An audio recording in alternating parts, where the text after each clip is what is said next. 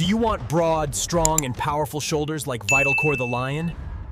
Today, I'll share 6 complete. Your shoulders are made of 3 heads: front, side, and rear delts. A complete shoulder workout helps you. Sit or stand and press the dumbbells from shoulder level straight overhead. This is a compound move that builds both the front and side delts. With every press, remember, every challenge can be overcome.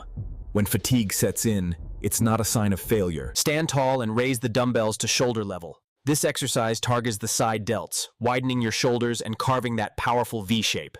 Raise the dumbbells forward to shoulder level, squeezing the front delts tight. This move builds strong, balanced shoulders and adds sharp definition. Don't let negative emotions hold you back. Every drop of sweat is proof of your persistence. Bend forward at the hips and raise the dumbbells outward to the sides. This exercise targets the rear delt.